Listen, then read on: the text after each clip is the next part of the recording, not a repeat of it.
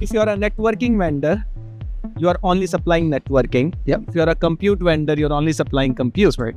Here, HP is the only vendor who can really up the game with a product like Helios. That's one of the project is an example apart from many other things we are interacting on day-to-day basis. Hello and welcome to 6.5 on the road here at HPE Discover, Las Vegas 2026. I'm Dave Nicholson, and I am with probably one of my favorite people in the world, Matt Kimball. Matt, Thank you, Dave. good to be with you. Too. But we have two amazing guests, Trish Damkroger and Praveen Jain from HPE. I want to dive right into this. We have an amazing opportunity with the two of you here to kind of talk about what's the latest and greatest stuff going on, specifically from an AI infrastructure perspective. But Trish, I want to toss it to you first on the question of sovereign AI. That's been one of the big topics, but don't feel hemmed in by the questions we ask. We want to know all the cool stuff that's going on. But what about sovereign? Yeah, sovereign is the hot topic definitely this year. Lots of discussion. And there's a number of reasons. I mean, obviously, AI is changing every single day. It's hard to keep up with the pace of change, and everybody wants the latest and greatest. But then also all the compliance issues. I mean, security, data security is a big issue. But then you go to like EU AI Act. I mean, it can cost you a lot of money if you don't have your data under control. So that's another thing that's driving a lot of people to think about sovereign. I think to make it really quick and easy, sovereign to me is control, compliance, and security. People want to control their architecture, they want to control their data, and that's for compliance and also for overall security.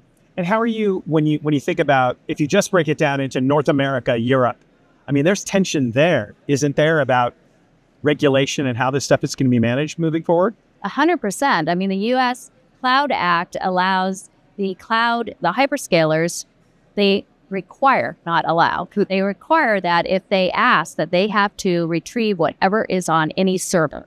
Now you have Europe who's saying, doesn't go outside of our borders. So how is that going to get resolved? And you have Canada, who was the absolute first people that had an AI strategy 10 years ago. And so they're really now diving down and doing more of those regulatory requirements, but then also came out just last week about we're going to do AI for everyone, AI for all as one of their tenets. And so they're making a big push to bring AI from K-12 to the startup community across the board. So there's just a lot of different driving forces going on in this sovereign AI space. And of course, sovereign AI in general is all rooted in infrastructure and networking. And there's so much going on. And, the infrastructure that's going to support those workloads tomorrow is not really the infrastructure you have running in your data center today, right? So HPE makes a bunch of announcements around networking, infrastructure, talk about control, right? Manageability. Praveen, so if you had to pick favorite children, right? Of all these announcements that came out, what really stood out to you as kind of like, wow, this is really exciting and differentiating and cool for the industry? So, unfortunately, can I pick 10 instead of 1? Sure you can. No, it's an exciting event. The world needs more children, by the way. More children, exactly. Yes, Right? thank you. Thank you, sir, for your service. Just to honor your request of 1. No, go for it. Okay, got it. So let's say self-driving networks. And I'll tell you why I'm so fascinated about that. So you have seen the self-driving cars. I don't know have you taken a ride in that one yet? No. Every day, my friend. Every day. FSD 14.4.2, maybe, yeah. Excellent. Yeah. Excellent. So now, since you have taken it, and at least you know it, and you will imagine how would it be. Today, the networks are configured manually. Anything fails, you have to debug, figure out what's happening.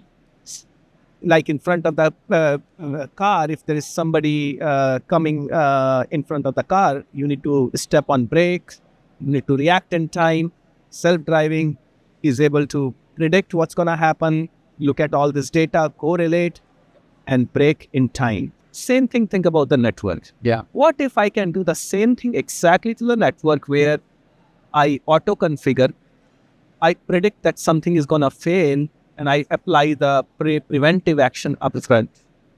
And anything which is happening in the network, I'm observing in form of all the telemetry data, and I'm making sure that ultimately the workloads run by themselves. Network is not in the way. So self-driving is my first choice. To that, I love the fact that, there's this convergence of, you would have network administrators, storage administrators, server administrators, yet all these teams in IT that were working in silos. In AI, this is all converging. And I love like your announcement between Mist and Calm yesterday or today, kind of how you're bringing all that together so that one can talk to the other and kind of manage the entire infrastructure autonomously. And I hope I didn't steal your thunder for your second point. No, actually, excellent. You said that. So yesterday, Justin was on the stage with me, and we were announcing how we integrate our networking with the comms ops compute manager portfolio. So in other words, to your exact point, everything is getting integrated together. So when you are managing something, you don't have to think about these silos. Everything with the AI is giving you the predictive analytics, making your operations simpler, and so that you can really focus on your business. Yep. One of my favorite questions, Trish, is what else? What else? So we talked about sovereign, we talked about networking. You're kind of passionate about high performance computing and stuff like that. So anything in that space or any other pieces of infrastructure? I mean, I think another big part of the whole sovereign AI strategy is also these AI factories. So I know Antonio saw the keynote, talked about how we're bringing security throughout, we're bringing control throughout. That's, continuing on this sovereign theme. But when we talk about putting together our AI strategy, or these people, we work with them to build the full stack, just like we've always done in supercomputing, right? Infrastructure only gets you so far. And I think, it's like you're self-driving, right? You need to be able to manage and control. And so we're talking about from storage all the way up to your applications, making sure that you're successful from day one. So we've had some great customer stories where they're coming up, and TELUS. We worked with TELUS, which is a telecom company out of Canada. And they are the folks that were chosen to run the AI sovereign AI factory for Canada. And they have a great story how 99 or 98% renewable energy used because they're in Canada, so it's cool enough. And, how they're doing heat reuse. They're going to build a data center in downtown Vancouver to heat 150,000 homes. So we're really taking some renewable energy all the way down out to tokens. And those are things that get me excited. And then you talk about, of course, things I really get excited about is what they're going to use all these machines, whether it's healthcare or a large part of their beginning infrastructure was for the indigenous population to have their own large language model to ensure their languages and cultures are preserved. So that's where I get. That's what gets us out of bed in the morning. Yeah. Now, tell us about another one of your children, Praveen. Give us another. give us your what else. What are some of the other things? So I have 9 more things at least. 9 more children. Give us one, because Matt's got a question. Exactly that right. he can't wait to ask. Exactly right. You know that these data centers, because of these GPUs, the power requirements are massive, right? I will call the AI data centers are now hungry, right? The infrastructure which we used to build used to be with the fans to cool the equipment. Yep. Now we just released 100% liquid cooled solution for networking. By the way, on server side, it's been done for ages, Right. Side HPE. So by leveraging the technology of networking and the HPE's expertise in the cooling, so this is a box which is 64 ports of 1.6 terabits per second, no fans, 100% liquid cooled, first to deliver in the market.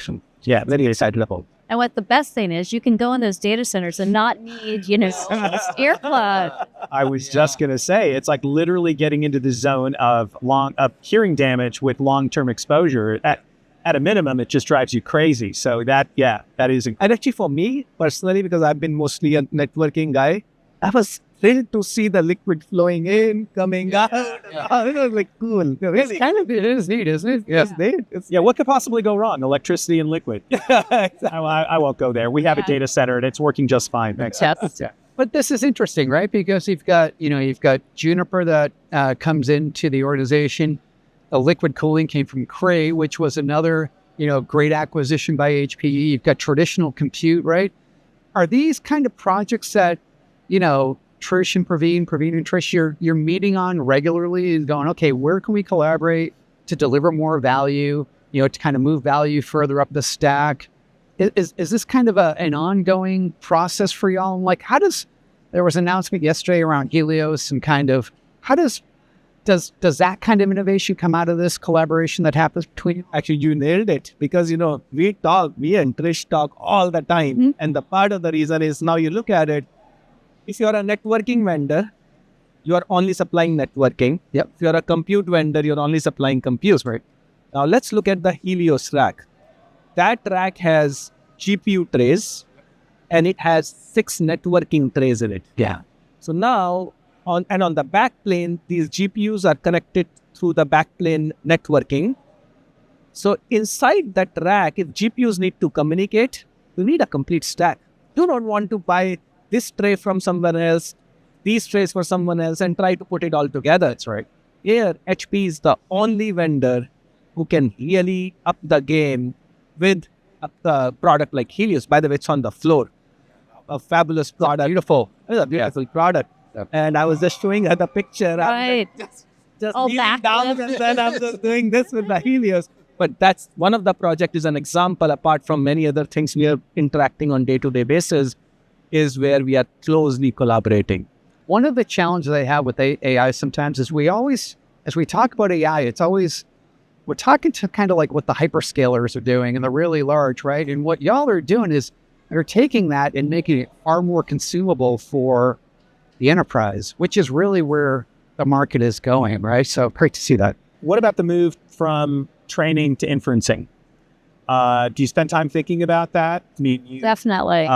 There's an NVIDIA announcement just a little while back where you can see they're starting to emphasize laptops and desktops in that as things move to the edge. To your point, HPE with its affinity for the enterprise, where do you see this going? And this is a little bit of crystal balling. Right. Let me ask it this way. Do you think we're going to need all of these massive data centers that we think we need today? Or do you think that the calculation is going to change as inferencing moves? I think it just depends on the size of the model, right? Of how big of the infrastructure you're going to need. So right now we have our customers are consuming large rack scale for inference. And we really didn't think that would be happening probably 2 years ago. I would have guessed the exact opposite. It would have been more at the edge. I think obviously we're going to have to go more towards the edge because we can't all be hooked to a data center. The latency doesn't work for that, right? And this is where the partnership with Juniper is so important. So you got to get the large language models out. But then I'll go back to sovereign because, Yes, my theme this year. But even you're going to load those large language models on your own, maybe air-gapped or secure environment. And that's where RAG is going to happen. And then you're going to also do inferencing or within your own environment. So I see a huge push for that. I was talking to Los Alamos. Obviously, they have to contain their data, right? Yeah. And a lot of the stuff they're learning. But so that's what they've been doing. And they have the language models or their physics models, really, doing their scientific physics models. And then they're using their laptops kind of at the edge to be moving into and getting that access to it. Yeah, and you could use a couple of data points. You could, on your mobile devices in your pockets, you could probably get away with a 2, maybe 4 billion parameter model running on that device if you have the most powerful device available. Right. Laptop, maybe 50 billion. Pretty powerful desktop system, brand new, maybe 80, 100 billion. But these trillion Right. The trillion models. Parameter models, you're still talking rack scale. You're talking rack scale. And then that will get pushed out over the edge over time. How does networking play into that? And because there's two aspects to networking when you talk about AI, right? There's the workload, the AI workload, And then there's leveraging AI to manage the whole system. So I think there are two questions. One, just to close on the inference. Yeah. We just announced a product called 5140, which is again a small box, which is suited for edge deployment. Okay. Where you can have the inferencing happening at the edge, not at the central data center. So that's one part of it. Now to coming back to your second question. So far what we talked about is how networking is helping to connect the GPUs together. And we call that as networking for AI, right? And we have the full suite of solutions, including Helios, the products which are 100% liquid cooled I talked about and all of that. But let's take a look at the traditional networking or even the GPU connectivity of the networking. There are a lot of operational challenges. Things fail all the time.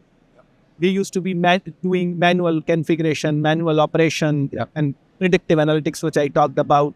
All of those do not exist or did not exist before HPE came in. So can I use AI to automate my networks? That's where AI for network fits in. So in other words, I can take traditional network, apply AI to it. Now my network is automated, self-driving. In fact, I can take network for AI and apply AI to it. Any guess what would I call that as? There's no term like that, but let me say a term. AI for network for AI. Okay. Wait a minute. Okay. There's no real term, but I'm saying even the network for AI needs AI to operate and make it self-driving. Before we wrap, I have to say, I would like to make a recommendation to HPE, and I'm looking at you in particular. What you need to do is you need to leverage TLM, the Trish language model. Because the Trish language model has been trained on more important than the world's data. She's worked in the labs, and so she's been on the research side of things and the customer side of things. It's just calling me old. Okay. No, young lady. She's also been on the semiconductor side of things, and now she's on the HPE integrated all work with customer side of things. So if you just take that as a model, if you could tap into her, Do you think that will work on networking devices? TLM. You need an alternative. You need a drop down menu. ChatGPT. There you go. There you go. Sonic, ChatGPT, Trish. here I am. I call her triple threat Trish. I'm never going to let her live this down. This is like year 3 and counting of triple threat Way too much time. Trish. So Wow. just want to see how red I can make it. Yeah, exactly. On that note, we could probably talk for the next 2 hours, but unfortunately we're coming to a wrap. Can't thank you all enough for joining us and having this conversation. There's a lot more to kind of tease out of this. But until then, thank you so much for tuning in to this episode of 6.5 on the Road at HPE Discover 2026. Please don't forget to hit that subscribe button, like us, follow us on social, and check out all of our coverage on 65media.com. And until the next time, we'll see you.